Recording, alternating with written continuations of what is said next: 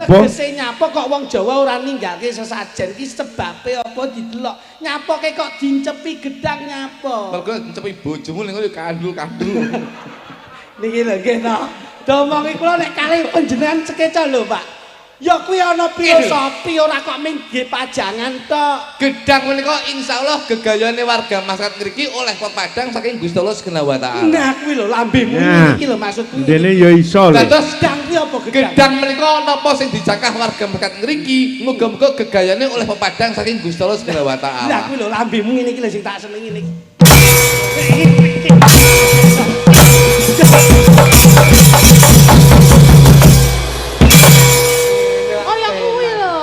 Jane kaya kuwi kok yo. Pipit, trane bojomu ki puter, ora padha renek iki. Muli piye sik, muli piye. Sabar, sabar. Sik, muli piye? Puter. Nah, iki berarti bojomu tau ndelok tekku. Sabar kuwi yo ngono. Kuwi yo celintisan to kowe. Lah tra yo nek sampean ki cara nenggonku tengengen setrume kuat Mas. Lah kuwi kok kaki. Ya bener. Nek kene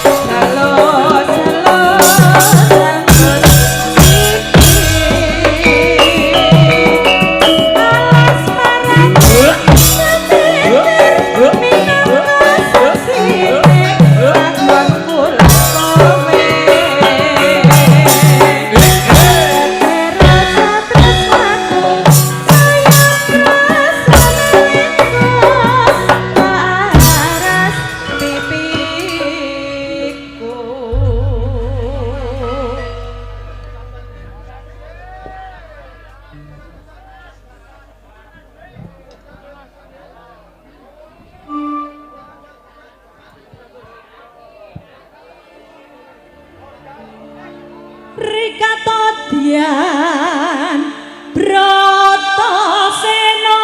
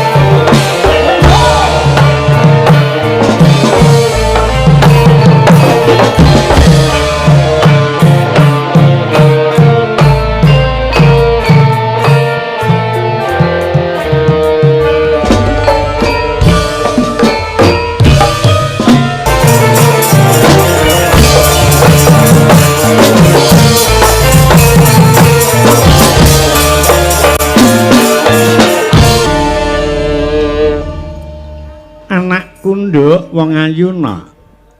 Iya yung iya. Ora ana tembung kang luwih becik, tembung kang luwih utama kejaba mengucap syukur ngarsaning Gusti kang ngakarya jagat. Gusti kang maha welas, Gusti kang maha asih, uga Gusti kang maha murah. Ngono ya yung iki sowan ana ing RT 02 RW 01 Dukuh Kroya Desa Gelang Kulon ing Kecamatan Sampung Kabupaten Ponorogo. Iya ya yung iki elok kokno ing atase mung sak RT kepara mung sak lingkungan iki bisa ngadani bersih lingkungan ngono bersih dusun mula patut untuk diacungi jempol cancut gumergut gumregahing warga masyarakat RT 02 RW 01 Dukuh Kroya Desa Gelang Kulon ing Kecamatan Sampung Kabupaten Ponorogo. Ngono ayo ora ngira babar pisan ana bel saka Korea Mas Dwi nentokke tanggal njur bisa wengi iki awake dhewe sowan rene ya nak. Iya dibujekke warga masyarakat ing RT 02 RW 01 Dukuh Kroya ing Gelang Sampung Ponorogo Pinardawa Yuswa diparingi sehat lahir lan batin gampang le golek rejeki nggo murakapi kebutuhaning kulawarga rejeki sing akeh tik berkah ya yo tindak rawuh ditegesi digaris besari sapa karo Mbah Tulus selaku kepala dusun rawuh ning gubuke dhewe kepara dihadiahi angklung. Ngono. Dek Radigawa bocah-bocah rapati jegos kok nduk. Ora muni, ora perkara ora muni ya rong bisa atul. Wong iki ya mbutuhke latihan ngemetke karo tabuhan sing cocok diseni iki ning ngendi. Mula anggere cocok ndang diseni ngono rampung. Iya, ya mbutuhke mikrofon. Rumangsa Brombong seneng nggone kepareng sowan rene, nggone nderek-nderek ngregengke nggone bersih dusun. Sambutane Mbah Kasun ya jlintrik. Ora dawa, ya ora akeh-akeh. Ndak banyak kata ning temonjo. Dadi sambutan ki ora perlu akeh-akeh. Mergo pancen ya sambutane ya wis akeh. Dadi sithik wae. Iya. Disambung karo penjane Bapak Kades Bapak Haryanto selaku kepala desa ing desa Gelang Kulon. Iki diawiti saka RT-ne bersih desa dipujekke taun ngarep Mbah Haryanto ki ya ngenekke bersih desa. Ngono. Ning ya kuwi abot nduk desa saiki ki arep ngadani bersih desa lenanjake saka pemberdayaan sing ditanjake saka dana desa rekoso. Nadyan to kuwi jane saperangan kena dinggo bersih desa lumantar UMKM pemberdayaan kuwi ora luwih saka 3% kena nggih bersih desa ning saiki serana apa-apa. Ngono. Dadi kepala desa saiki iki mung plompang-plompong. Ngono. Wis ora nek dana sing dikanggo infrastruktur iki wong ora ana babar pisan mergo ditanjake kanggo KDMP Koperasi Desa Merah Putih. Iya, kaya ngono. Dadi rata-rata per desa iki memperjelas dimen warga masyarakat ki paham lan tahu mengko kok njur maido karo pemerintahan desa setahun kok rambangun blas mergo serane apa-apa. Dana desa dikeruk kanggo koperasi Desa Merah Putih. Dadi racake per desa ki kuwi umpama desa gedhe, desa sing amba kuwi ora luwih saka 20 karo 20 yuta. Dene lek desa cilik kuwi pol-pole 10 yuta turane. Nggo apa coba? Iya. Mula Mbah Lurah iki meneng. Umpama ora nek kegiatan, ora nek bangunan, warga masyarakat ora kena menyalahkan pemerintahan desa. Ngono, dadi rata sak Indonesia kaya ngono kuwi. Mula dadi kepala desa saiki kudu pinter-pinter golek link dana aspirasi utawa bantuan keuangan. Ngono, baik dari kabupaten, provinsi maupun tingkat nasional saka pusat. Kuwi ya lek entuk monggo ngajokke proposal iki ya mung ala atung dene lek entuk ya alhamdulillah ora ya ora kena ngresula ya kaya ngono ya mula dipujekke manunggaling warga masyarakat ing desa Gelang Kulon lumantar Bapak Kades kang minangka sesepuh kang mayungi gawe abang ijoning gawe tentrem lan orane desa kuwi wajib disengkuyung karo warga masyarakat. Ngono. Dadi anggere wargane iki nyawiji tetunggalan kanggo desa ora poyok-poyokan kuwi mengko bakal tuwuh katentreman, tuwuh keadilan utawa kesejahteraan kanggo warga masyarakat ing desa Gelang kene ya. Sing neng dhuwur ndingkluk Mbah Lurah sak berangkate. Warga masyarakate ndangak. Anggere wis klep antarané ndangak karo ndingkluk engko mesti dadi. Ngono. Tegese iki dadi rembug lumantar nggone musyawarah apa to sing ana kepentingan kang luwih utama digunakake kanggo desane. Mula kepala desa ki anggere wis njabat sebagai kepala desa ndonga ora kanggo awake dhewe, keluargane dhewe ning kanggo warga masyarakate. Mergane tanggung jawabe wong sak desa ki sing mikul kuwi kepala desa. Dadi ora mung tanggung jawab lahir, ning ya tanggung jawab batin donya ngakhirat. Ngono.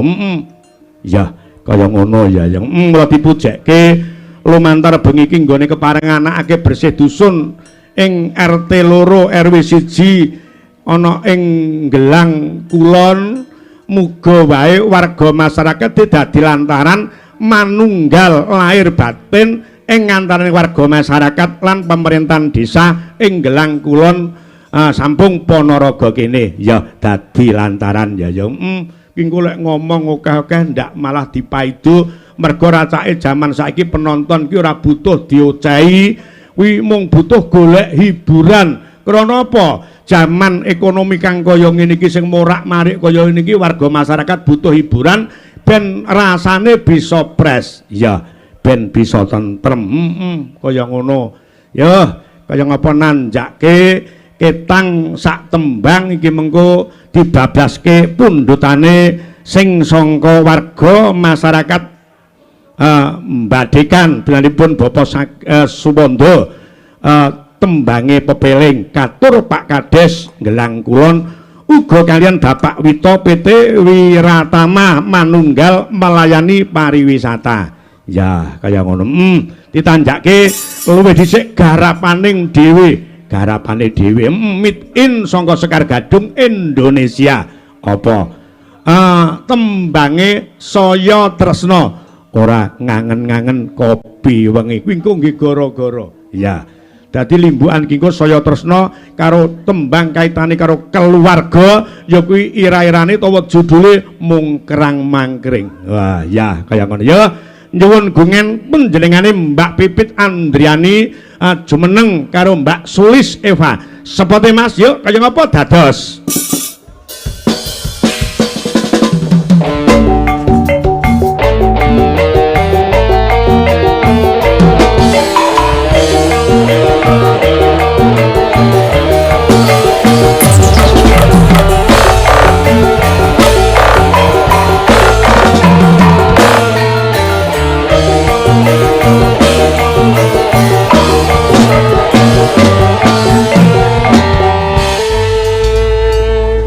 Jeng dalu Mbak Pipit Palupi.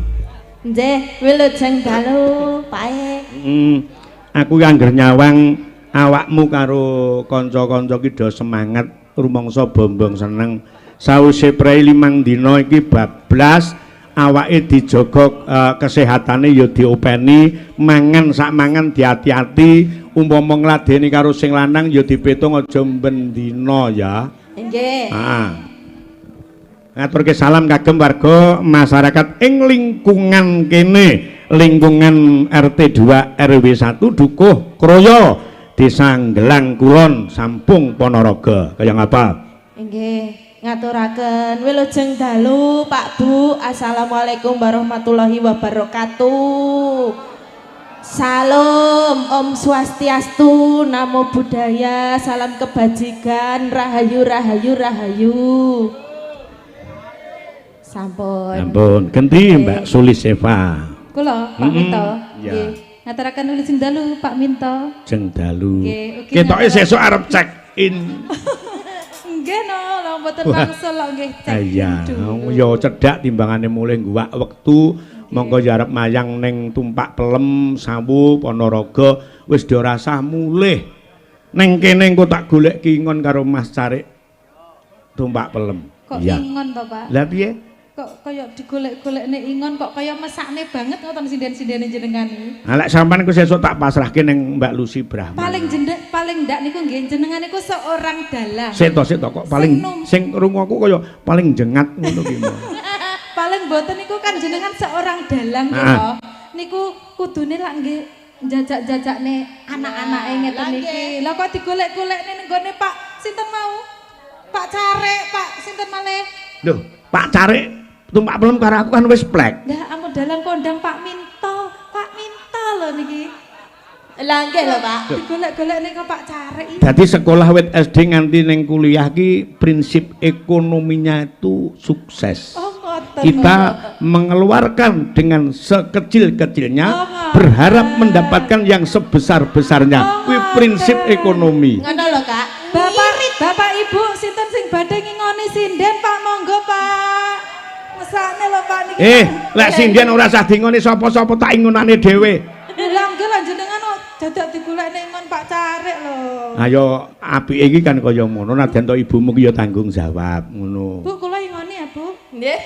Kate njaluk ingan. Lah iya. Ya mesakne lek pomong ingoni aku. Nah niki. Ayo wong kono 6 piring kancane sak piring. Mboten ngaten lho, Pak. Mboten kok. Mangane akeh, uyuhe pesing. Nggih. Lah terus ora pesing piye jenenge uyuh iki? Inggih niki Ya. ngaturaken wilujeng dalu ugi dumateng sedaya ingkang sami rawuh. Assalamualaikum warahmatullahi wabarakatuh. Waalaikumsalam. Sampun menika sampun dipun jawab. Ah. Salamipun Bapak.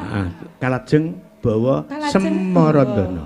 Asmarandana. Alah wong Jawa ki Asmarandana Semarandana. Bismillahirrahmanirrahim. Bismillahirrahmanirrahim. Sing penting tumus tekan ati dadi lan mandine. Oh sami kalih RT mriki. Nek ngarani nyambut gawe mboten nyambut gawe, Pak. Apa? Mbut gawe. Arep mbut gawe nanti yu. Mbut gawe nanti Kang ngoten. Disingkat ya ya. Singkat cepet kados Apik Pak berarti Ero. mbut gawe ning ngendi yu ngono. Nggih. Mbutmu terus Lah dalah. Rono neh. Pak. yo aja pangkah ngomong endang bawa Semarandana.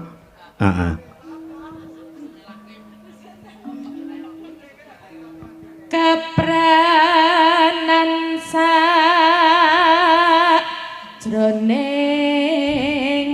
ati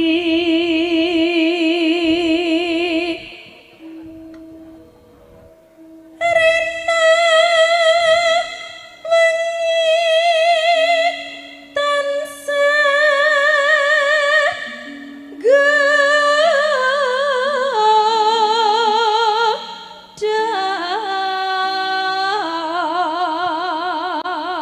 Neng kene lho yang paling bermakna ki neng kene. Napa Pak Kepranan piye ki mau?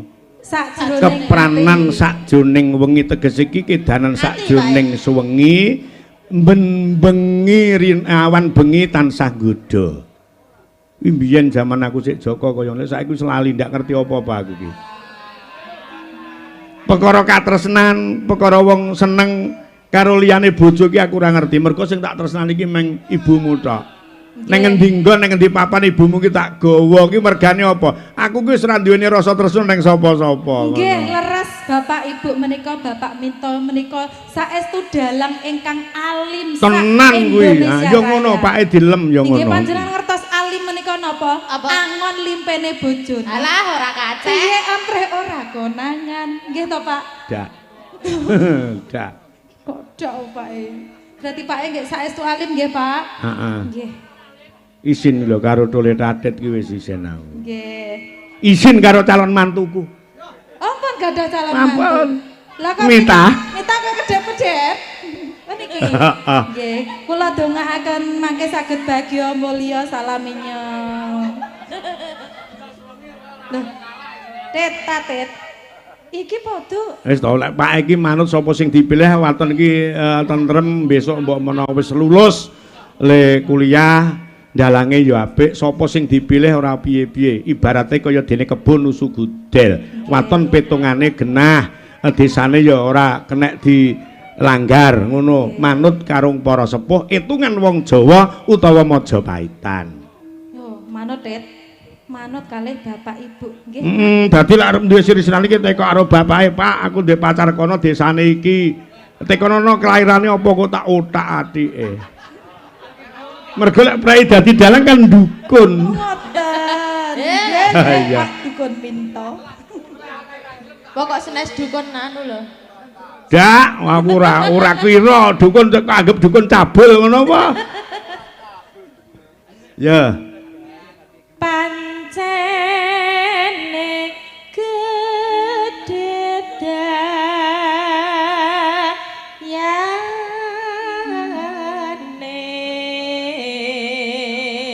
Aku semayanan karo Mbah Tulus karo Mbah Kasun. Mbah benjing lek pun jenengan nggih pun yuswa paling sepuh kula nggih ngoten benjing mendita kalih kula. Nah,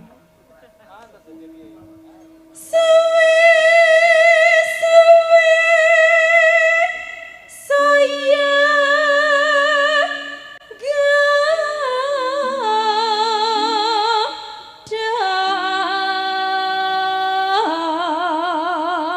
apik, nggodha ya apik, tresna ya apik ya. Tresna ki merga kulina kok. Iya. Nganti tembus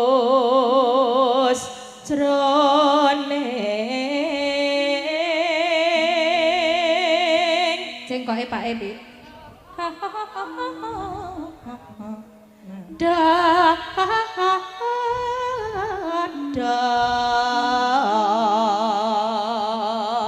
Nah, niki riyen to, iki mbiyen to, Pit. Aku nek iso cengkok iki karo Pak E arep dihadiahi. Wis Sampai jelas. Saiki aku enggak dihadiahi. Lah wong tak hadiahi ya mau lho. Lah mau wong kotak gudi. lah sing diwani nyato dek kuwi sing diwani nyato dek Nggih paling mboten niku hadiah sing sae ngoten lho, Pak. Ya cawet apa kurang apik sak lek ngethukke kok coba lho. Ya ampun. Wis oleh hadiah dithukke pisan ya penak-penake wong. Jangan menilai seberapa harganya. Nah. Oh ngoten nggih. Nggih, tapi nek kula ngangge kan jenengan mboten ngertos. Hah? Nek hadiah niku nggih sing paling tidak tak pakai niku kelihatan ngoten lho. Loh. Ya dipoto. Horor to, Pak? ya ampun Loh, rasa berterima kasih Pak E sudah saya pakai nih saya foto untuk penjelasan bahwasanya Pak E ngerti. Ngono kan ya wis jelas loh. Pak E dirasipun izin kalih Tadet Hah? dirasipun izin kalih Tadet Tak kon pengen ngrungokke lek pas ngene iki. lah kok kan Aja nyepil tiru-tiru kok minta mbok hadiahi kuwi. Urung Tadet dadi malah ngungkuli Pak E so. Loh, kelucuane lho. Kelucuane.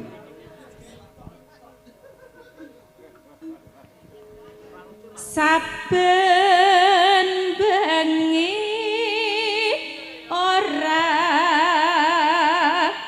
turu.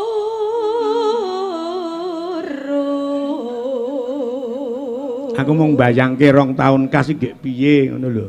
Lah napa Pak sing Lah nek tamu niku kula nuwun Mbah Minto kula ingkang sowan. Niki mbetahke kula napa Tatit? Tatit Mbah Minto nyisih. Ha iya. kelingan maning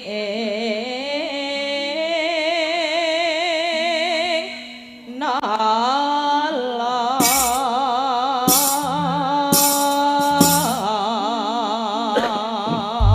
Ya, kaya ngapa saya tresno meet in SGI Sekar Gadung Indonesia. Kaya wong kang nandang wuyung. Wah, anggere wis krungu buka celuk kuwi aku kudu turu janan. Ha iya, saya tresno. Yuk, kaya ngapa diangkat, Nduk Cahayu.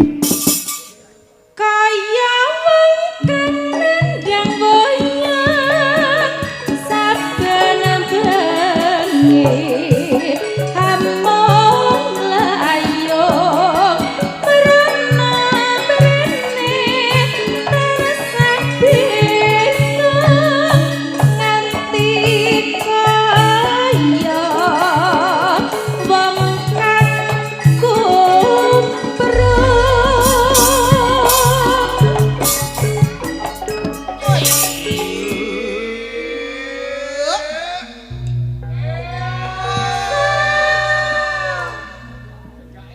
Nyata pancen Ya Allah.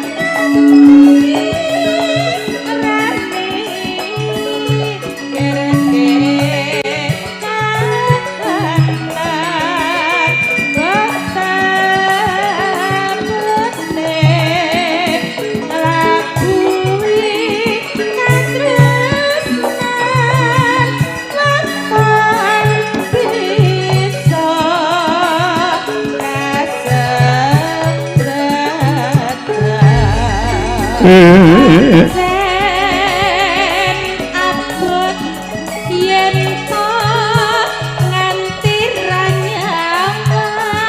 Ya Allah. Sing tansah disayang rambit Wadon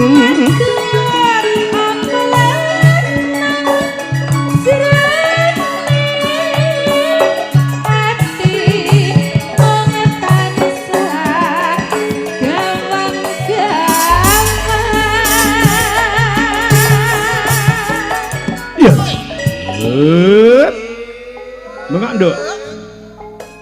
Ya.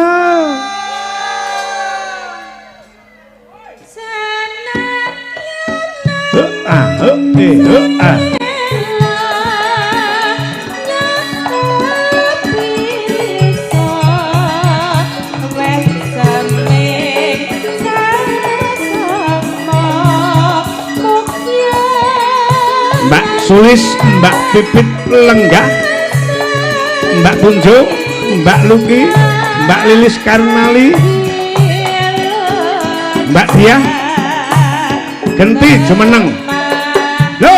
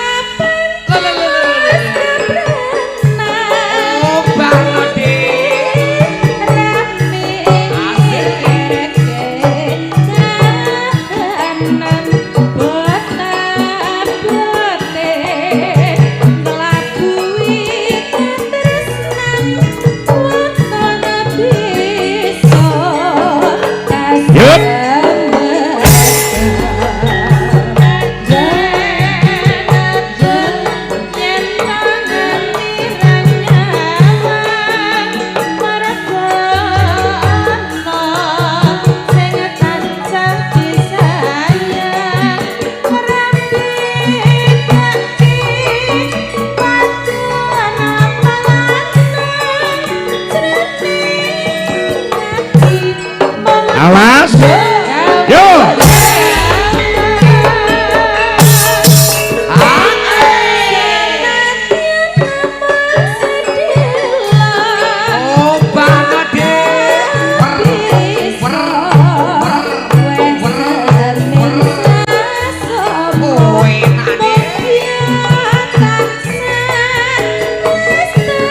Yo, dangdut Jaipong Rancak.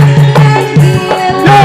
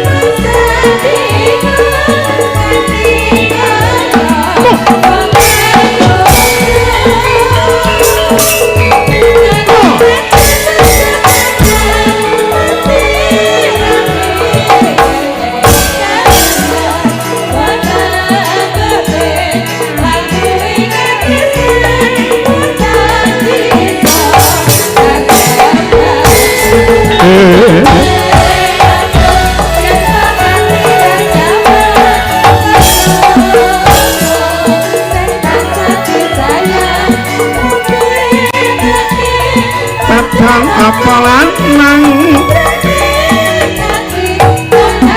kawan-kawan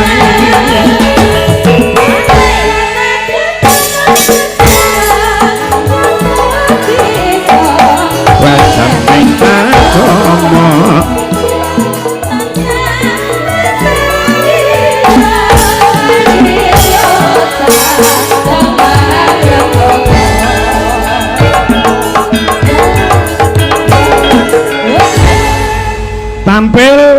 Duojo Mas Jo Klitik Jo Kluthuk monggo Mas katuran munggah panggung Mak Plong Mas Mak Plong yo dadi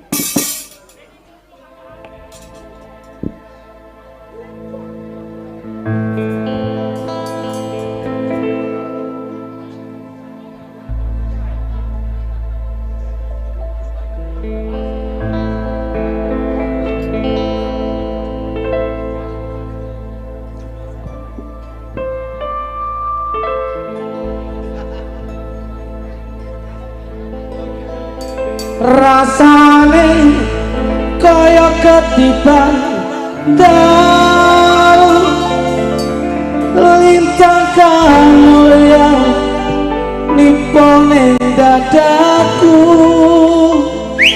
sing lali wis eling karo aku kelemule kelem bali neng omahku. Sehat selalu Bapak. Janur gunung rasane gunung setahun ora rugi rino wangi nggonku nyuwun matur nuwun pancen iki sing tak suwun. Sehat rasane yo Mak Plong. Sehat-sehatipun barakallah. Alhamdulillah matur nuwun pangapunten.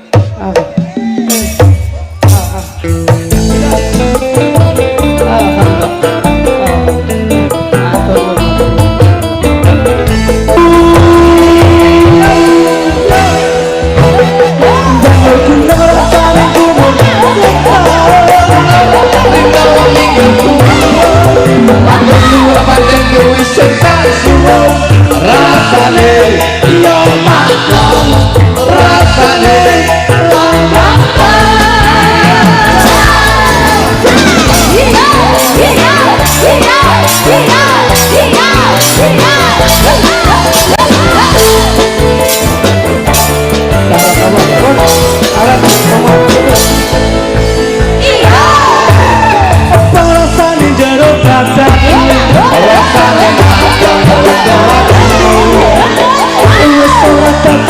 jantungku saiki wis malikatanku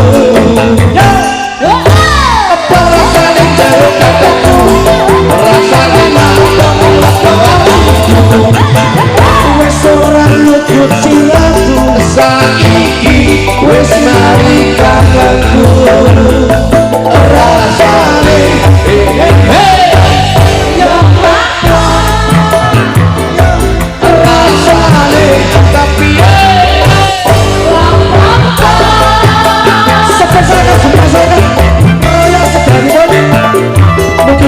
belajar rasane kaya ketiban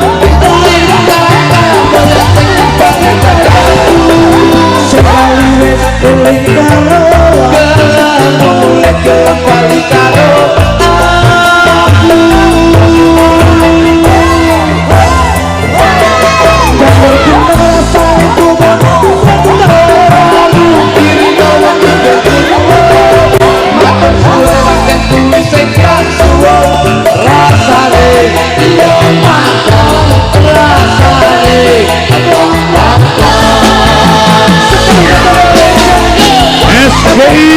bersama Dujo spesial sebelum terima kasih sebelum selesai aneh stasiun balapan kita sama nih aku nangis jangan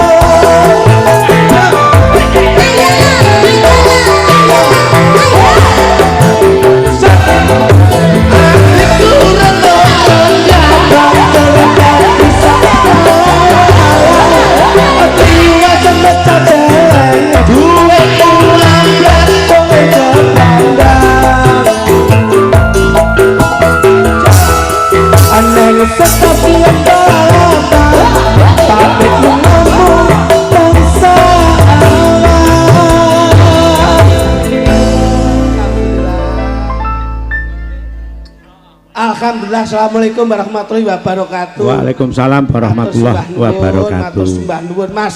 Minta Nggih. wondene tombo kangen kula kalih Kyai Ponorogo.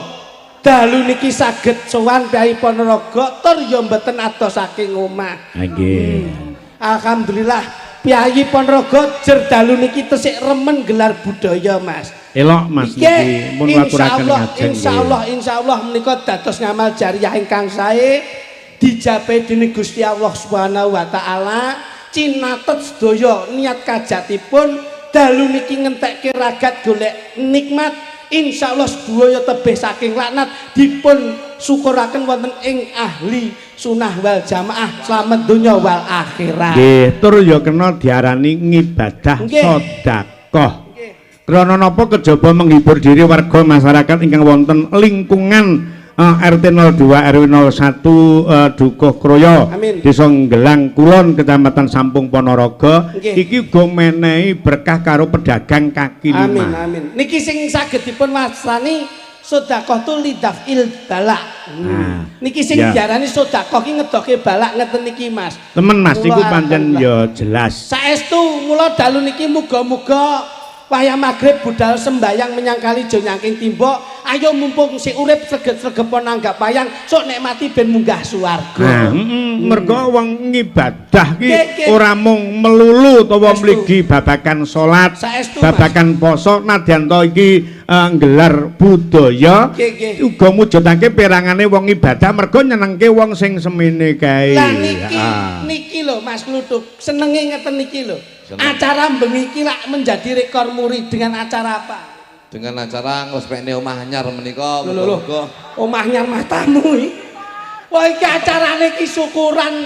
Lah, RT iya. loro RW 1 ana ing Gelang Sampung kok iso. ora ngospekne omah anyar gitu. Ngapur wae. Ya sok insyaallah bakal nular iso nanggap wayah. Amin. Ngono.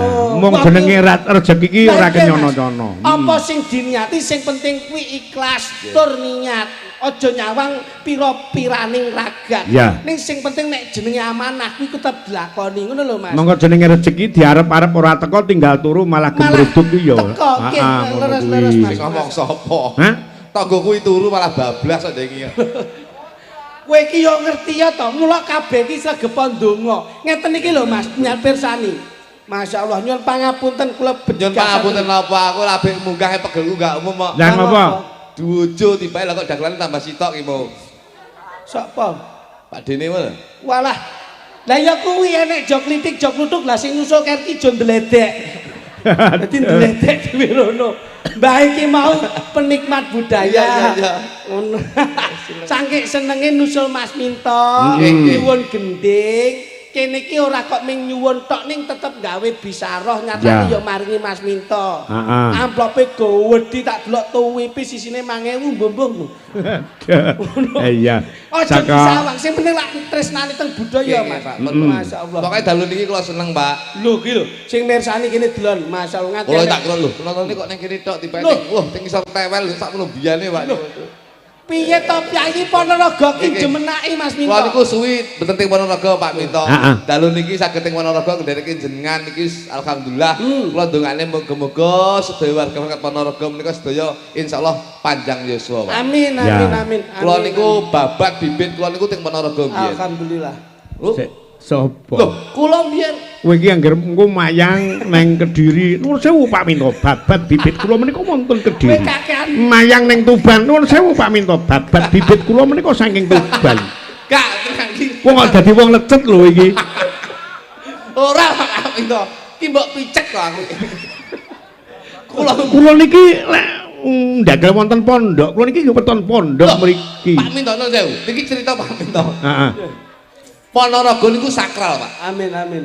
Siswa budaya buyar iki main ning Ponorogo. Nggih teng alun-alun. Lah kok Wahyu Budaya. budaya ketoprak gedhi niku kan wahyu ketoprak gedhi iki loro to, Pak. Siswa Wahyu budaya karo siswa budaya.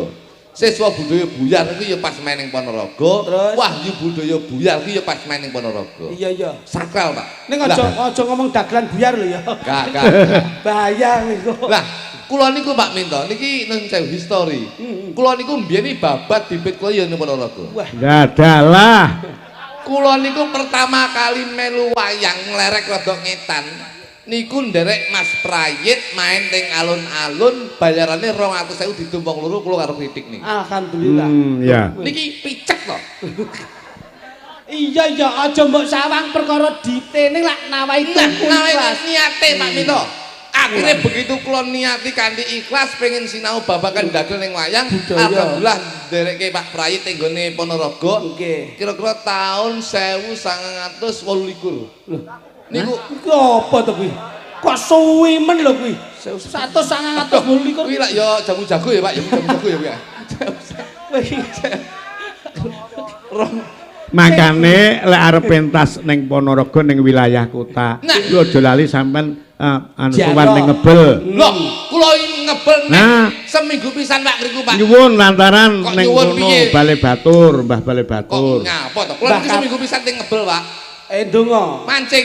Kula niku Saurunge mancing ki kudu ndonga ning mae Mbah Nyai Latung. bapak kowe ora tak dongani yo dongani. Sampeyan ki nek dikandani wong tuwa manut to. Heeh. Wong tuwa ki tutur sembure kuwi mesti apik. Nah, kuwi dirungokke. Ngono lho. Aku ki wis tuwa, kowe sik bocah. Nah. Dadi manut karo wong tuwa. Dadi sakrone bocah ki manut karo wong tuwa, aja sak karepe dhewe. Pak niku biyen Pak. Heeh. Sisa dalane nun sewu. Ya, Biyen kebon nek- nyusu gudel. Nah, saiki gudel isu kebo. Kok iso ngoten? Lah iya gudal nusu kebo. Lah nggih, Heeh. saiki kebo isu gudel. Kowe ra mencra-mencre lambemu wis kok. Saiki ki lek wong tuwek ketinggalan zaman, Pak. Cah nom-nom sakniki bocah-bocah sakniki niku zaman era Gen Z. Niki era-era milenial. Niku lek awake dhewe ora ngetoti bocah-bocah ketinggalan, Pak Minto. Nun sewu jenengan contone. Oh, jenengan nek nuruti jenengan. Oh, ngetotne wayang ngeten iki ora disyuting YouTube, ora gawe TikTok. Lho, sapa sing ngurus jenengan? Ora ngerti. Ora ero. Turne Mas Minto ki mriyayi lho Lho, nek mayang. ki napa mboten mriyayi apa? Sampeyan ki dalang sombong kok. Lho, Cek, iki lho sing ndak penak. Ora penak pijet. Ning ngending, Kok kaya wong kejulinu kon pijet. Kok iso ngomong lek aku dalang sombong ki dasarmu. Lho nyatane ditanggap malah madhep tebuk ora madhep rono sampean. Ora sombong lho sampean. Dadi suwengi madhep rono. Lho, yo sak karepe sampean mlumah. Aku pilih mlumah aku. iki anu kok Mas Minto, nyun pangapunten. Sampeyan ki tak anggap Sampean ki ora kaya Ponorogo lho Pak Minto. Tulungagung iki nun sewu. Biyen ki ramene wayang iki sadurunge Tulungagung Ponorogo Pak Minto. Tanah subur kemajuan zaman nun sewu kemajuan tata kota tata kabupaten niku Ponorogo Pak. Mergo- Lemah lho. Lemah iki subur-subur lho, Aku Pak. ngerti kok mergo awakmu wong bibit bebete kan saka Ponorogo. Niku mbiyen Pak, tapi sakniki nun sewu. Secara pertanian itu Ponorogo Maju. itu menjadi barometer percontohan pertanian-pertanian seluruh Indonesia. Karek letak pertaniannya di mana? Lek letaknya ning pegunungan? Kok pegunungan? Ngriki sak nggon-nggon ditanduri mesti cukul Pak Minto. contoh. Jenengan nek ning sawah nandur apa? Pari, Pari, Pari wis umum. jagung. Jagung ning ngarep omah kan nandur apa? Lombok, Lombok, terong. Ngriki iki nun sewu ditanduri apa cukul Pak Minto. Kok saged Terop cukul gedang karo klopo niku lek ra Ponorogo niku. Lho. dagelan ki nek mantan maling ngeten iki, Ah. Pak. Kae ki nggih sesaji, mula wong Jawa ki apike ngeten niki. Ya, nggih, nyes, Ora nyes ninggalke sesaji peh, ben Mas. kowe ra dipangan Bathara Kala. Loh, wong Bathara karo aku gila. Sesaji kuwi penting. Mula sing jenenge nun pangapunten, Pak. Nah. Niki tuwa ning tuture ra iso digawa niki. Piyai kene piyai sepuh duwe kasepuhan. Wih, tur dirungokke duwe- adimu. Bah, Dadi Mas. cekake kowe iki tuwa-tuwas brabas kakek nampas, Nah. tuturmu ora kena digawa. Mbok disawang sampean karo aku ki sapa? Nah. Terus aku ya apamu. Mosok karo aku dhewe lali aku masmu lho. Iya lambemu. Lara lho. Nyun pangapunten. Nah. Wong sing diarani Iya, sing iya. dilenggahke lak sepuh-sepuh disesep Kan kanthi biyen ki nek dilengane sepuh-sepuh lek tapi mesti dienggo dhewe. Iya ning menghormati sing sepuh. Sepuh? Tegese nyapa kok wong Jawa ora ninggalke sesajen ki sebabe apa didelok. Nyapoke kok dincepi gedang nyapa. Mergo cepi bojomu ning ngono kandul-kandul. Niki lho nggih to. Domongi kula nek kalih panjenengan sekeca lho, Pak. Ya kuwi ana filosofi ora kok ming nggih pajangan tok. Gedang menika insyaallah gegayane warga masyarakat ngriki oleh pepadang saking Gusti Allah Subhanahu wa taala. Nah kuwi lho lambemu Ya. iki lho maksudku. Dene ya iso lho. Dados Gedang kuwi apa gedang? gedang menika napa sing dijangkah warga masyarakat ngriki muga-muga gegayane oleh pepadang saking Gusti Allah Subhanahu wa Lah taala. kuwi lho lambemu ngene iki lho sing tak senengi niki lho. Gedang kuwi mau apa kuwi? Bocek sak ido nindakmu. Kenesu ta domongi. Kejaba gedang ana apa? Tebu. Tebu. Tebu menika manteping kolbu, Pak. Iman kudu kuat. Gusti Allah menika ngowahi pangapura marang umate sak dosa-dosane sak bejat-bejate menungso, sak nakal-nakale menungso. Yen sok ben sak durunge mati yen beliaunya tobat, insyaallah bakal duwe pangapura marang Gusti Allah. Ning sak bejat-bejate wong menungso ora duwe iman bakal dilaknat karo Gusti Allah. Lah masyaallah ki lho. Dadi kalau tibu niku mantepe Jadi kalbu. Mas Klidik. Jadi yang meletek ya matane. Lho niki mondok Pak. Kok matane meletik itu Pak Pinto. Lha apa? Anu Pak pikirane. Oh pikirane gelo bocahe. Omonganmu kok matane meletik itu nggih matane to. Omonganmu kok omongane kaya Dijangkepi karo bujeng. Buceng menika mlebune kudu kenceng, Pak. Tegese niat kajate warga Melati kudu dikencengne. Yen iya iya, yen ora ya ora. bujeng tumes. Tuh meski mlebune kenceng metune lemes. Iki Nah, Tegese iki metune harus ada segi pengginaan tegese iki. metune lemes ki ati kudu lemes, Pak. Wong ki sabar innallaha ma'asabirin. Wong sabar menika kekasih Gusti Allah. Insyaallah wong yang sabar, insyaallah wong sing ikhtiar, insyaallah bakal ketemu mulya donya lan akhirat. Amin amin. Kenceng dalam arti memberi semangat, Tawaduk. tapi hatinya kudu tetap Lho, nggih, Pak lemes. Pinto. Nah, Nggih, lemes atine. Lah ya. kae kok ana kae. Kambil. Lho kambil piye to? Cengkir kae lho. Cengkir menika kencengno anggonmu mikir. Lho. Gitu Pak Minto. Iya. Pak Minto. Iya. Kono ki yo. Aku kira budek, anggere kowe ngomong ki aku yo ngangen-ngangen ngono. Tak omongan malah buka dompet. Iki lho, mangkle enek njaluk obat mripati lho. Cengkir menika kencengno anggonmu mikir. Tegese kencengno anggonmu mikir, ya mikir keluarga, ya mikir Gusti Allah, ya mikir masyarakat, ya mikir Gusti Allah. Iki sing iso dalani hablum minanas hablum minallah. Lho, ya karo Contone koyo ngeten iki, Pak. Sik. Kok iso muni hablum minanas hablum minallah ki piye artine? Engko tak WA. Aku ya ora iso. dijelaske. Aku ora iso buka Google Pak artine Habib apa. menallah, habib nanas. Tegese ya hidup bermasyarakat ya manfaat marang Gusti Allah Subhanahu wa taala. Ayo ngerti ngono dijelaske. Lho kene Pak, kowe jentak-cendita ning masjid. Sik to ning kene rasane dindis ning kene lho. Aku betul jeneng. Nah, wis kono ae penak. Cang ora mbok puluk yo. Lah wong ning kene wis saged kok rono ki. Lah muluk kok rai. Lah iki lho Pak lha itu. Aku yo kulino muluk rai. Kerang ngisor ngono. Ngono. Tegese ki awake dhewe yo manembah marang sing kuwasa, jentak-jendit ning masjid yo kudu srawung karo warga masyarakat. Sik wong nang masjid kok jendak-jendit salat aja jendak-jendit ngono lho. Wong biyen iki lek ngarani jentak-jendit Pak Minto. Lah kene mau salat kok ranjang tangi-tangi lemu sujud. Lho, ngawur Tawaduk. tawaduk dasmu iki. Kusuk. Kusuk gundulmu iki. Lah ngapa? Untuku kecalon sajadah kok. Sajane Pak Minto. Wontenipun cengkir kenceng olehmu mikir. Mikir Pak Minto. Gedang gegayane bisa padang, Padang. tebu manteping kolbu. Kolbu. Kae ana disampiri pari. Pari menika saka tembung par menika paringono. Paringono mulya warga masyarakat niki, paringono mulya tegese niku muga-muga warga masyarakat iki gemah ripah jinawi ora kekurangan sadang mangan tuing papat. Nyapa te ado-ado pari ate ngono lho. Lho, Pariwisata rine Kediri, dadi pariwisata ning Kediri ngono ae. iki meneh Ponorogo Pak Minto. Ponorogo. Tak dilak ngono. Aja nesu to. Rim niku saka Wis tembung ning kene ae rasane didi. Ning kene wae wong sone ya krungu. Lah. Rim nika rina wengi Pak Minto. Ah. Warga mekat Ponorogo ing dalu menika njaluk pirsani. Rina wengi tansah ndedonga marang Gusti Kang Arya Jagat.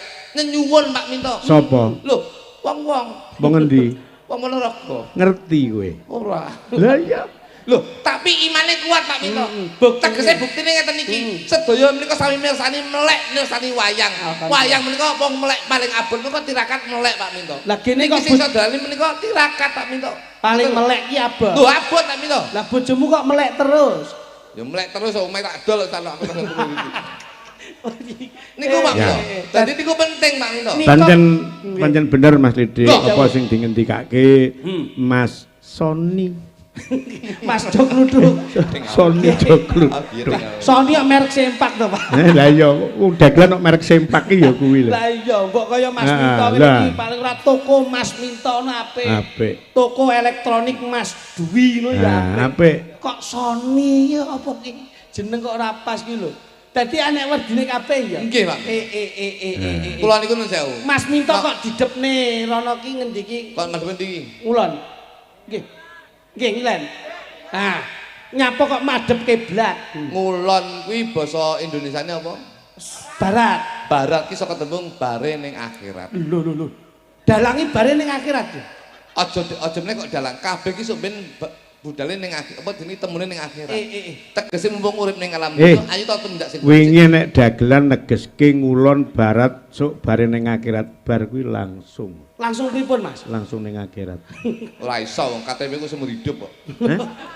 Lah ya kabeh iki yo tetep tinimbalan kok iso. Tegese bare ning akhirat Pak Minto sebagai duta wisata, duta budaya, duta edukasi, insyaallah jenengan bakal nemu kasuwargan. Amin amin. Madhep ngulon. Nek kulon ki apa? Barat.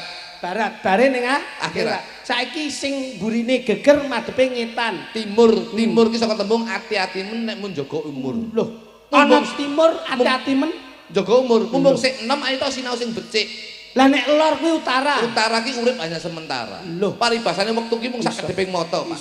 Dek ingi ora iso dibaleni, saiki dilakoni, sesuk ade ora ngerti. Loh, kemarin adalah kenangan, sekarang adalah tumpuan dan besok adalah jawaban.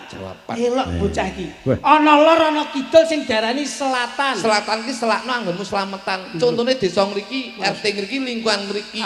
Niki sing diarani slametan, nguri-nguri kabudayan dimen kabeh bisa selamat donya, selamat akhirat. Berarti sok RT loro RW 1 iki mesti ana sing nentenke. Mergo niki dunia belum baik-baik saja. Israel perang, Amerika perang, Iran perang. Pejabat akeh sing korupsi. Iki donya urung tentrem, Pak. Besok menika donya bakal tentrem. Yen ana rasa karo mlaku wis ning kene wae. Besok donya bakal tentrem. Donya bakal tentrem yen ana jumudule Satria Piningit. Lah nek iki jelasno. Yen wis ana jumudule Satria Piningit sing metune jam 12 bengi bathuke katon cumlorot. Kuwi apa, Mas? Wong nyuluh kodhok. Menika kowe tak tonyo ndasmu terus. Iki ngomong wigati lho. Ning ngrungokke para sepuh temenan nampa wejangan saka sampeyan lho. Kowe tak mau lor apik. Utara urip banyak sementara, mbok tiba-tiba jumudhuling Satria Piningit. Lah ya kok tek-tekane kok rica-rica suwike. Menika wong nyuluh kodhok kalih wong bedil codot. Codot. Iki ngawur. Iki pokoke terima kasih, Pak. Ngeten iki lho. Ini hebatnya lingkungan niki. Wayangan digelar. Sing nanggap wong apa beliau-beliau TKI yang ada di luar negeri. Bener. Ini yang bisa dinamakan bahwasanya pahlawan dewisan negara. Nah, kuwi dicontoh, Mas. Jadi anggaran negara nun sewu iki ya akeh saka pahlawan-pahlawan sing apa jeneng iki sing saka dewisan negara. Iya, sing nyambutke ning luar negeri. Bojo kula niku nggih TKW, Pak. Wih, tenaga kerja wanita, Mas. Tenaga kerja wayang. Bojo kula. TKW iki tenaga kerja wanita. Bojo kuwi tenaga kerja. Kok wayang? Nggih, anu usung-usung tebak, Pak Mitra. Bojomu. Bojo kula mbiyen teng mboten nek guyon. Bojo kula mbiyen TKW niku teng Hongkong, Pak. Heeh. Pase ning ndi kuwi? Ning Makau. Oh, apik iki nggon keramian kuwi. Iya. Bagian baby sister. Bandar judi. Nganu. Kowe iki mbok menghormati Pak Polisi to, blok goblok. Oh, Pak Polisi Lenggang iki jenenge ora mengedukasikan, jenenge meracuni masyarakat, jenenge pekat penyakit masyarakat. Ah, kuwi dirungokke. Kok iso main mbok unggulke. Kowe nek nganti Pak Polisi iki masuk ke ranah hukum undang-undang judi, papunten Mas. Kowe kena 303 KUHP. Ah, kuwi lho rungokno kuwi ora wedi kowe. Judi iki 303 KUHP. Ngantek di penjara. Penjara kowe glundung semprong iso 8 wulan kowe. Oh, ora ini sing lebus aku lho biyen. Wong biyen wis nebus aku lho kowe. Kowe ora ngerti kok riwayat kok. Wong kowe akhire nek 3 wulan to biyen. Mas, rasane piye ngono iki? Rasane tekan ngono. Kowe layakno roh. Kowe to cangkeme rasa nyambut gawe. Ah, nembang dhisik ya, Mas. Mboten iki lho nyambut gawe dadak ngurusi privasine. Lah iya, begitu kene ngomong judi kowe langsung nyaut, kowe tahu kok. Mas, pangapunten Mas. Di penjara Pak Minto, di penjara. Neng Surabaya neng Polsek Mendut. Iya wis. Mendut terus dilayar neng Medaeng to Pak Minto. Heeh. Neng penjara ngene Pak. Neng jurusi ngene to. Tak besuk ngene to. Terus Paye yo lakon kok mangsane. Ah, pundutane Mas, pundutane iki mau ngersake pepeling, mengko dibablaske ning Gudril. Siap. Sinten Pak? Mriki seneng gending lho Pak. Iya. Saestu. Pepeling kaya apa? Salah siji ngadeg Mbak. Goleke sing rada langsing wae Pak. Hah? Sindenmu enek sing kaken tanggapan ming moungan mangan tok ora kontrol ke MBG lho. Ngono, sing ndi Pak? Wah, jan piye kene yo wong baik. Niki Bari-bari. sing kidul dhewe. Enggak Pak Minto. Aku. Kidul dhewe. Iya. Hei, nipakmu kidul dhewe iki lho. Kowe Oh, iki iki ngerti nek hawa. Ya Mbak Mita, Mbak Widya karo Mbak sapa iki? Papat ngadeg. Papat. Japada nalongso. Zamane Yo. rekoso urip pancen angel kudune ra usah ngomel ati kudu tentrem nyambut gawe karo seneng ulat kaca weteng yen dikongkon ya sing temen Lambemu ya pas lindro tenan. aku kulino melu judul kok Bangsamu. Iki tanpa bawa nggih Mas. Loh, Sik Mas. yo Iki yo kudu nek bawa Pak ora nek bawa mesti sing ngendang sampean kok Ora tegese iki sing mbawani kendhing. Iki cara desana apik Mas. Hah? Iki cara desana Gilang. Hilang. Gilang. Bocahe tan kaya sing kaya pasuryaning gilap. Heeh. Kula tembunge Gilang. Nek iki sampung. Sampung ngriki, Pak. Nggih, sampung. Paling boten sampurnane tresna mesti bakal rampung. Heeh. Nek niki paling boten sumarata. Kok sumarata? Nggih, sumsume akeh mesti bakal rata. Oh iya. Nek niki paling boten nek ndelok niki jetis. Jetis. Nggih. Angger dipijet mesti bakale nitis. Mas Luduk, nek pojok dhewe iki cara desa ndi iki? kuwi cara desane Dung Banteng Gedimen kok iso mbokongane Dung Banteng. kuwi gampang nyeruduk Jale pepeling jale. Ya. Langsung buka saka ketipung. Dados yuk. Ini nduk, niki nduk.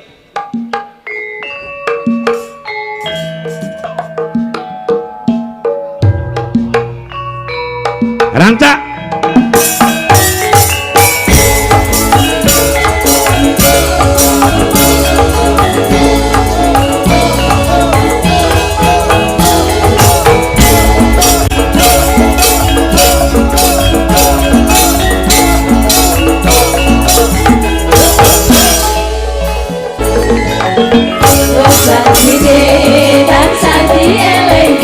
Yo yo yo.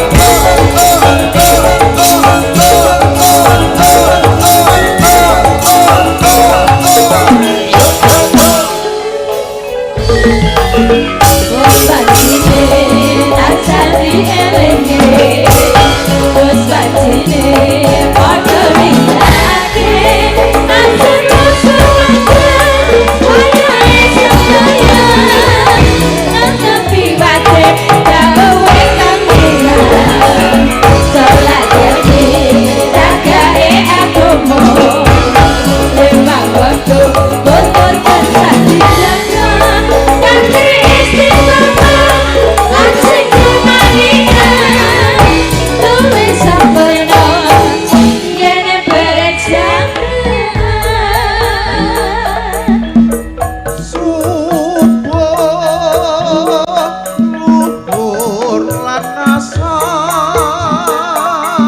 salat saya dinyatake tindak rongga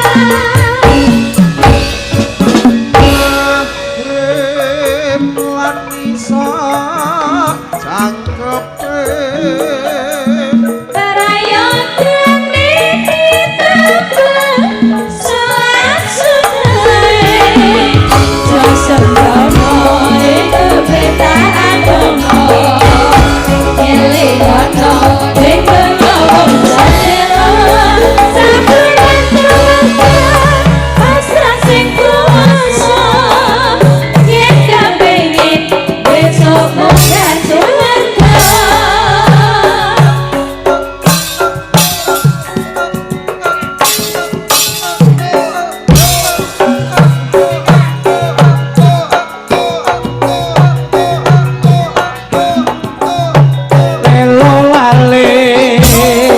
lelo lale ya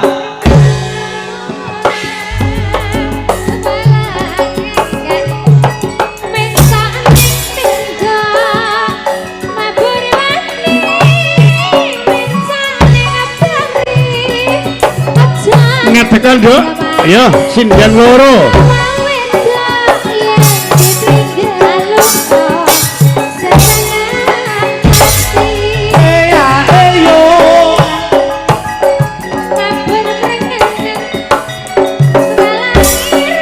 ya Duk Mita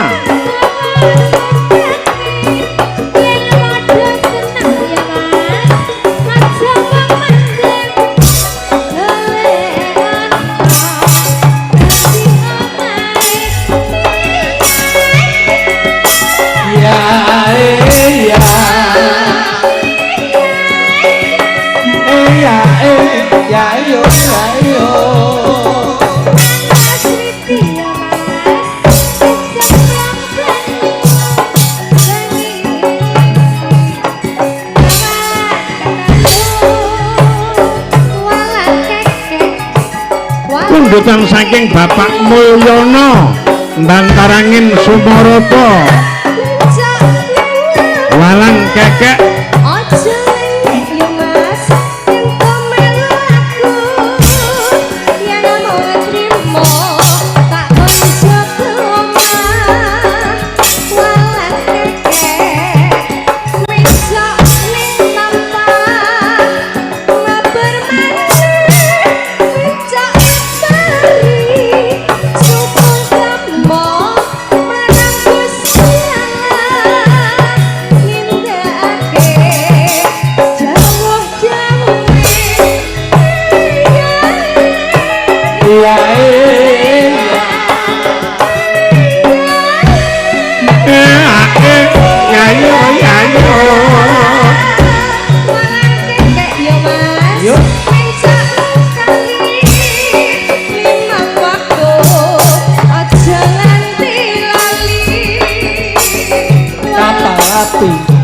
kapal udara kapal selam paling kitiran bukan familio mas bukan saudara siang dan malam jadi pikiran. Mas satu tembang tembangnya gandrung kaya apa langsung nggih nyelingi sawetara nggih Mas. Yuk langsung dados lagu gandrung kaya apa mesti sing latihan ndengi mesti iki dan bocah-bocah mula apa-apa aja nggih story to Nduk sinden papat sing diaturi jumeneng yuk kaya apa to langsung dados yuk.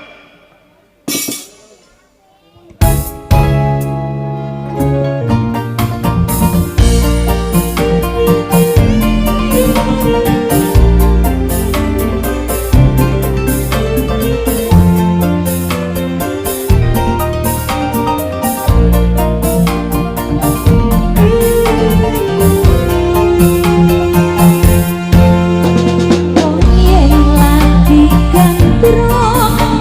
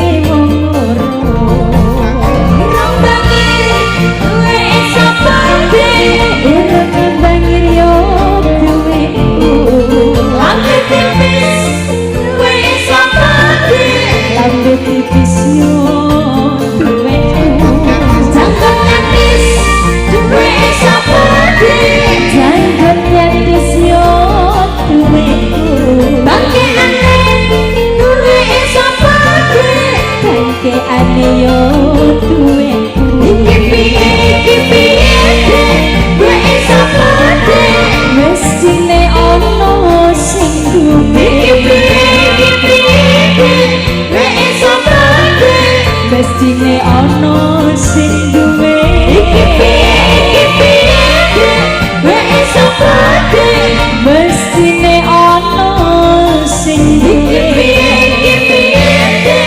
wek iso pade mestine ono sing duwe ya ayo ayo sekarang gado Malaysia wah sing ayo mata kelas iyo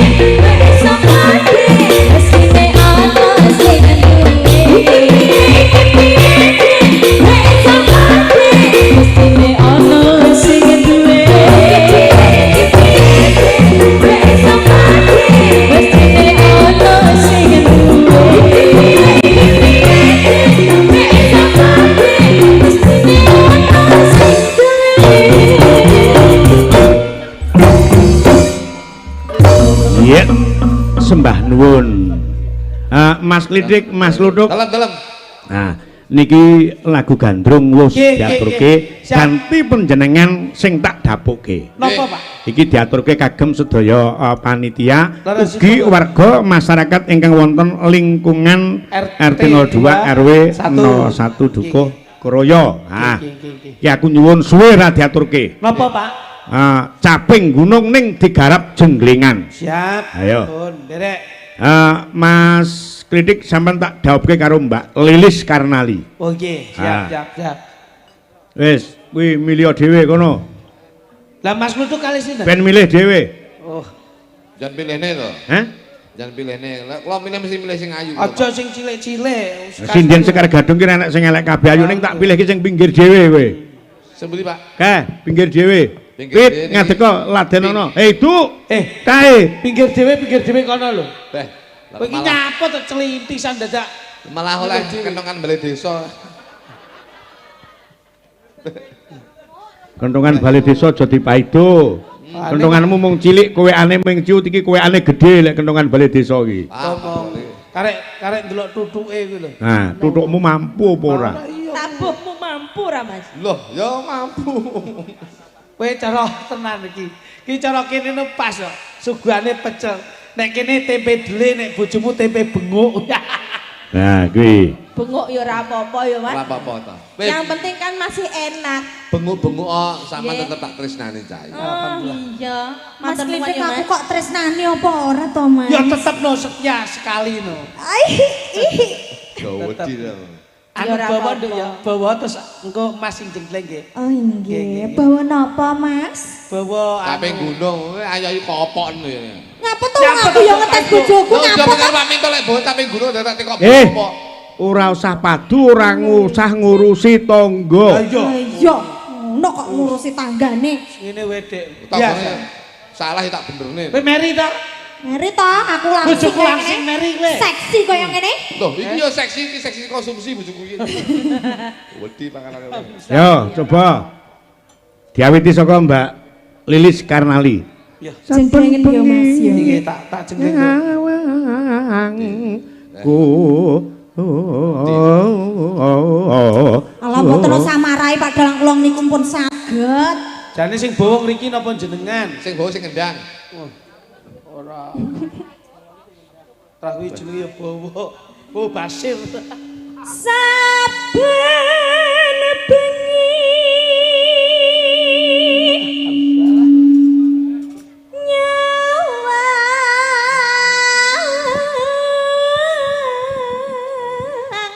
Ya aja terus langsung tunduk poin to, Nduk. Lho Mas aku tok ndok kanten. Alus sik. Kanten. Ora kanten yo engko ngenteni lampune mati.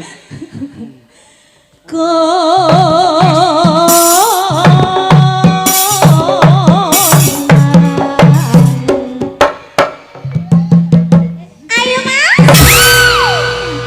Yelis.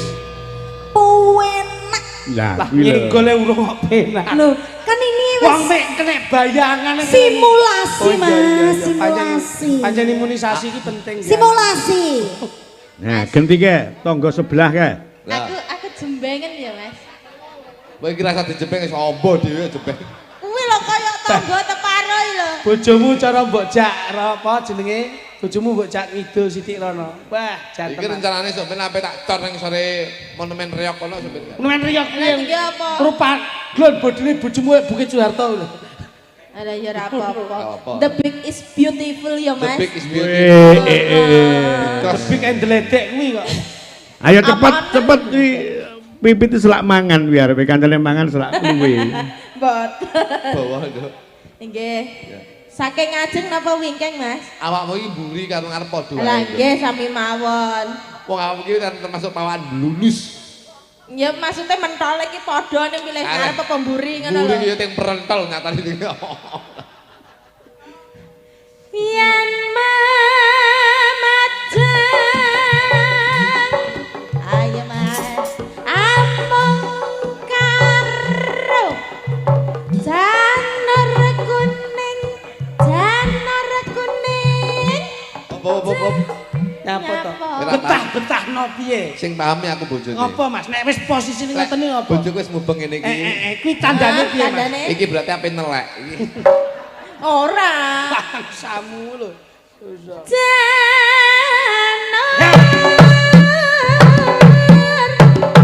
Awas yo. Yut. Ya. Cas. Loh, Endi? sing jos to Mas Tuk, bosok. Ngomong Sing macet. jos lho. Lho, tak tum tak. Iya. Nah. Tak. Mas, sing jos bojone wis mapan, dhuwur.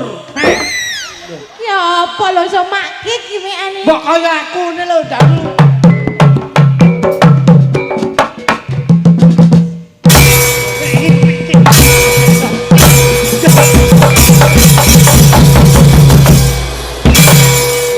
Oh ya kuwi lho. Jane koyo kuwi kok yo. Pipit, trane bojomu ki puter ora padha ro nek iki. Kowe muni piye sik? Muni piye? Sabar, Sik, sabar. kowe muni piye? Puter. Nah, iki berarti bojomu tau ndelok tekku. Sabar, kowe Wah, yo ngono. iya. Kowe yo celintisan to kowe. Lah tra yo nek sampean ki cara Nek nggonku tengengen. setrume kuat Mas. Lah kuwi kok kaki. Ya bener. Nek Kene tahu bulat. kok roh puter barang apa tahu periksane apa Kowe ora. Saiki wis beda le tak foto tak kirene WA. Kembang. Oh, kamu Dek sini, Dek. Kene. Mas Lis. aku jenglengen yo Mas sampean. Lis. Dua. Sebagai istri soleha, Nggih. lek arep dijenggleng kowe kanggo nyuwara ndegek, ijal. Tutorial njegek, kurang dikluk. Nah, njegrek, bokongnya diangkat. Nah, ngono. Loh, Kuwi mesti pas. Wis dadak ora anu. Ora simpel nek ngono langsungan wae. Mas prasmanan nggih ngono wae. Weh, kok prasmanan ki sing mangan wong akeh yo gak. Ora kok sing tangan akeh. Prasmanan tegese buka dhewe tutup dhewe ngono lho. Penak ngono. Iki bojoku ora tak tutup lho, dihubung laler. Ora aku ya mambu kok puter. Jenglengen yo Mas sing setrum kuat. Wis tak jeneng nduk wis tak terang. Sama ning dhuwur apa ning ngesor? Aku ning dhuwur, aku ning dhuwur. Nyapa? Ya apa lho. Bojomu ki ning kene. Aku tau ning ngisor karo iki lho kok 5 menit mlebu rumah sakit tau. Lah ngopo, Mas?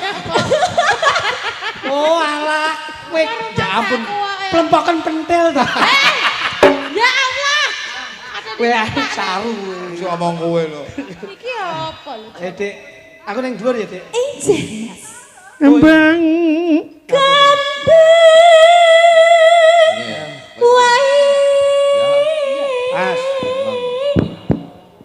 Watu.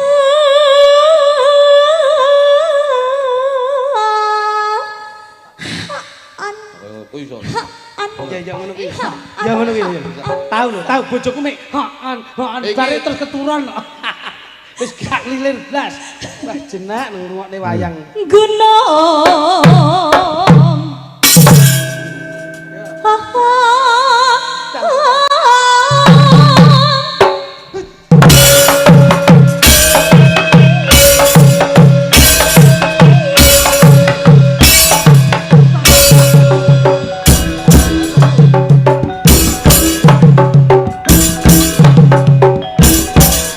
Titik lho, Mas. Kowe iki apa to wis ora lho. Celintisan. Gak ndak nek murah padha karo nek Mas Klitik gah. Lah, Bang, anu Dik. Wong itu lek kenyih lek papuk iki. Makane bojoku kowenyi Mas tenan. Beniso padu karo tanggane. Ya iki ya. Ngono to, Mas. Lah gendung-gendung ngene ya. Ya. Apa kena tuh? Piye, piye? Piye? Ini Pak, Pak Wito. Tak dang. Lah gendung-gendung. Bawa anakne cah. Sia-sia. Kayak gabrus kebo.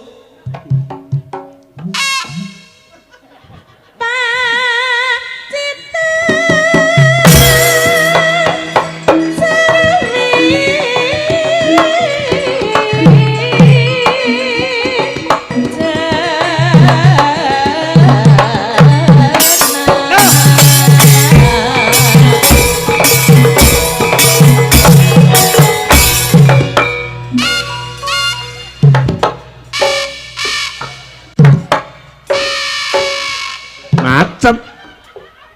Kok anak macet nang tengah dalan. Tasar sia-sia. Ya didelok to, kowe iki delok sumbere piye. Nek bojoku lak sumbere. Lah mosok gendak cerat. Sumbere piye? Manurung. Aku kangen kowe iki lho. Ndah tak. Piye? Ndah tak. Cerat.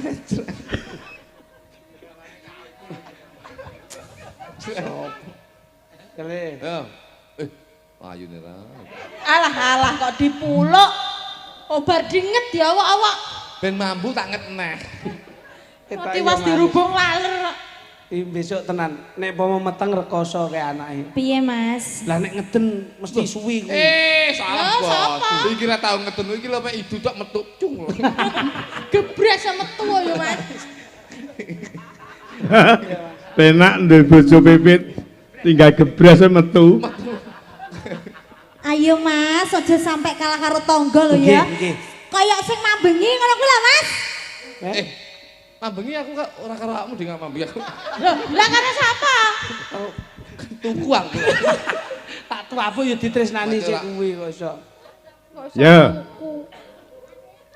Polahmu lho Mas mambengi iki jan apik kluget-kluget kaya ular keket ka lho Mas. Ora iso puter. Angel saiki tambane angel. Polahmu ndek iki apik lho, Nduk. Kaya ula sawa. Alah kok iso. Bah, anu nduk ya. Apa Mas? Janggutmu sesuk nek disuntik, dioperasi sing apik nduk. Ben lincip nyatis ngono ya. Nyatis ya Mas. Irungmu ben buangir iso mancung tenan nek suntik. Aduh. Janggutku disuntik. Janggutmu suntik didawakne pisan ngantek kok udel. Dadi ben kaya unta. Malah elek. Ya, yang apa Lis? Panas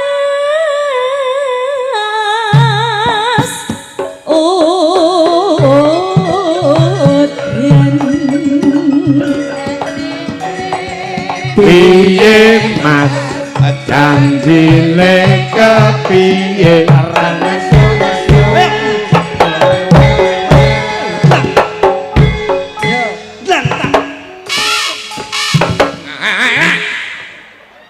Anu silin tabuhe ben gak muni. Anu tapi digo kalau gitu. Pangsane iki lho. Panas udan panas. Bojoku hebat. Napa Mas? Lek bojomu ora kreatif. Pripun? Bojoku mengangkat home industry. Kok saged? Lho, nggo cican boto bro saya ngomong. Iki ngono puna. Ngawur. Bojomu gocana lho, Jon. Napa? Gocana. Kuwi kok enek pring ning kono mesti mrembet rono malah. Iki apa? Iki kira ndruwo ngono piye aku ki. Iso mrembet nang pring. Oh, rumah saku. Ya bener. Caping gunung. Yo ye. Iyo.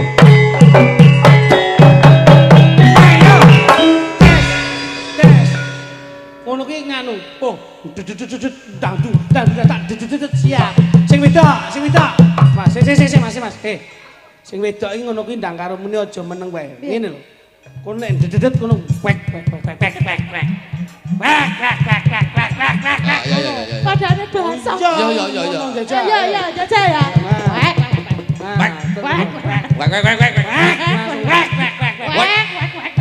Wek langsung tuh. Nyapa kok balik iki? Kok balik piye kudune langsung wek ngono. Wek iki gundulmu. Napa? Kowe lho bebek ra? Nggih. Bebek ki lek wek wis wek. Ngono. Udun wis kewer. Ayo. Akhirnya perlu ya puter. Lah yo balik muter nek kuwi mau kok iso. Bangsane. Panas udan. Sampun. Wis. Nadyan wadon sareta lanang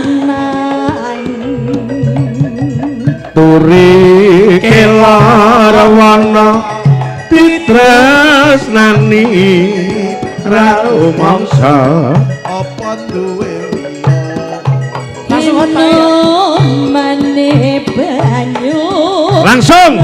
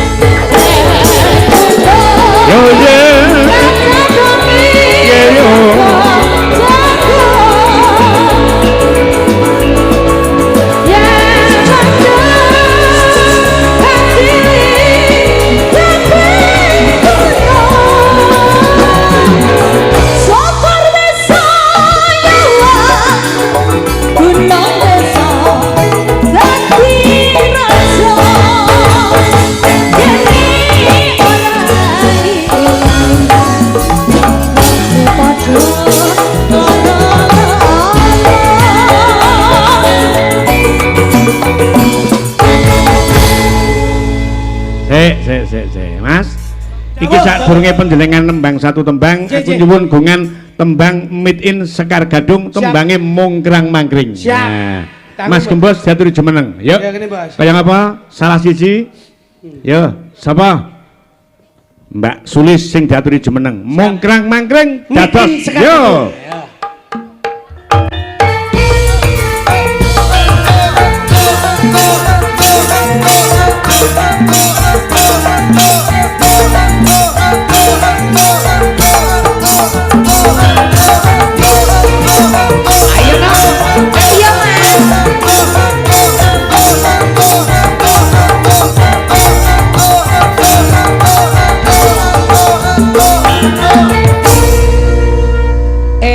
Mbok nik piye karepmu saben dina kok mau ngajak aku hasil gede kowe jo mentang-mentang tak rasane ngajen ni wong lanang jerunte atimu aku nasurisi nyawang gawemu dadi wong lanang piye mbok yo rumangsa piye carane nyukupi kula warga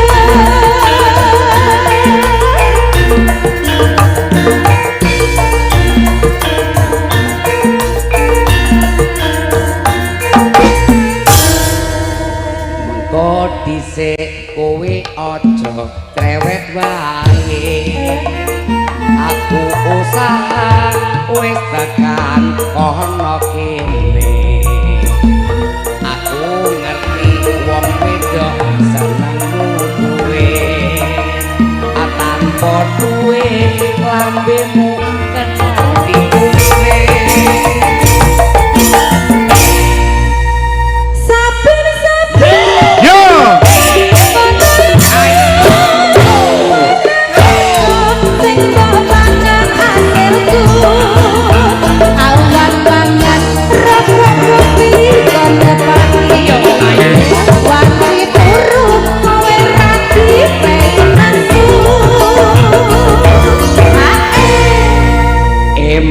eman dik sayang kowe kudu eling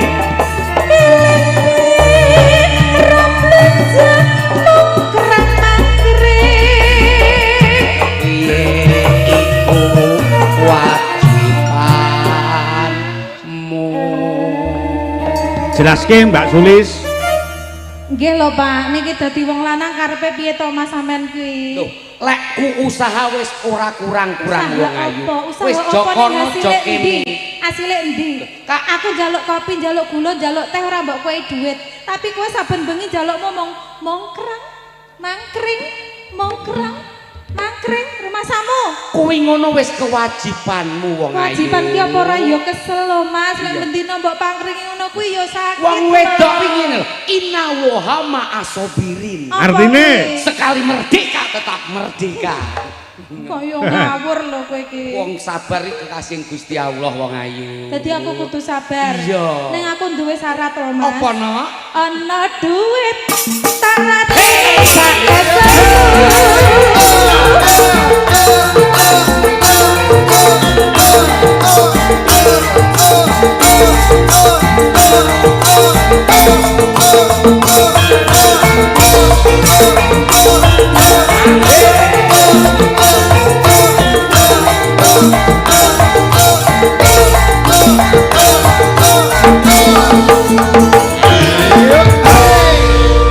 Embok piye karepmu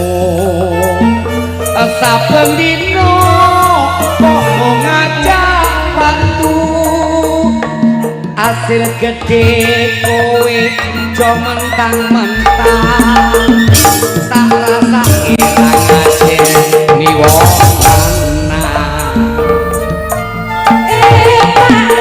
Jonte atimu aku nesu risi nyawang gawemu dadi wong lanang kowe mbok yo rumono piye carane nyukupi kula warga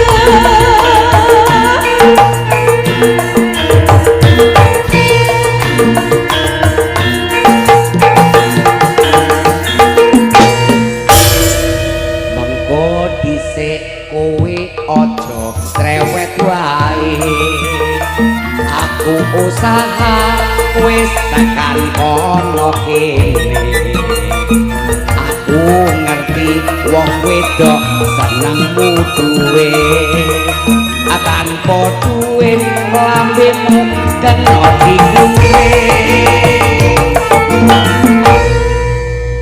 saben-saben yo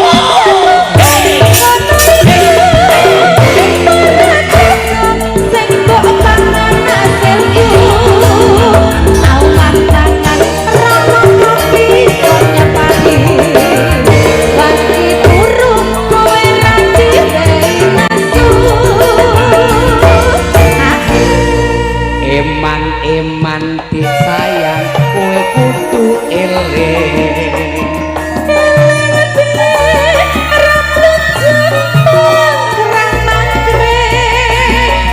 kepriye iku kewajibanmu rungokno yo ana duwe kalajen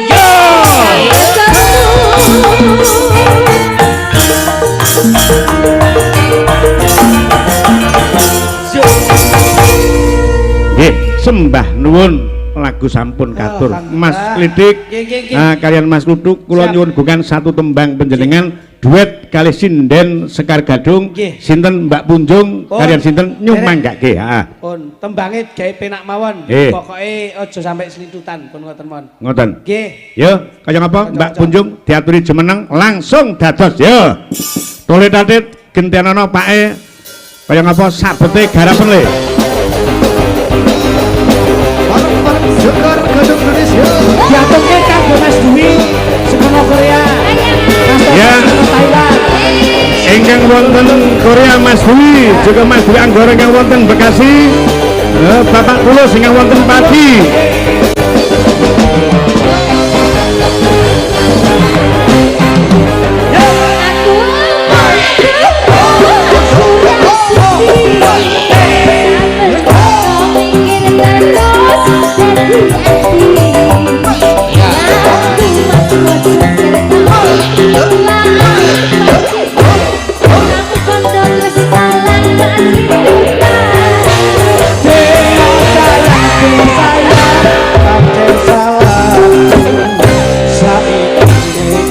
terus terang seliramu kawitane mas yo aku seblatan rata anggap temen kok tetap rasa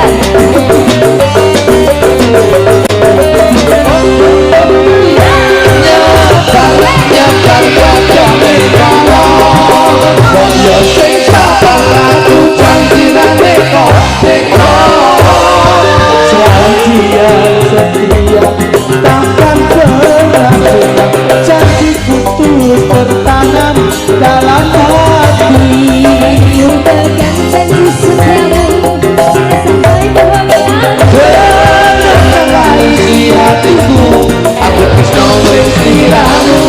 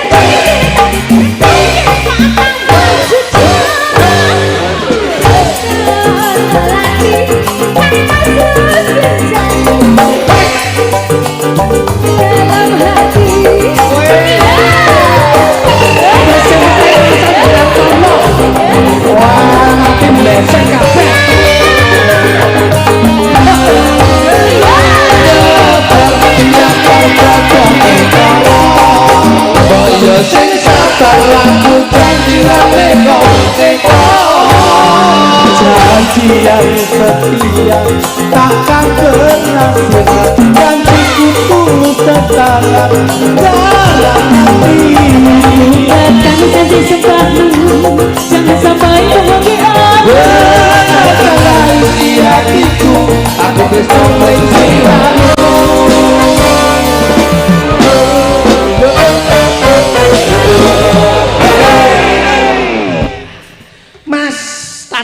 Mas Dalang, insyaallah Yayi menika mawi dahar kekatan nggih mboten sekeca kirang prayogi wonten ing Madaran.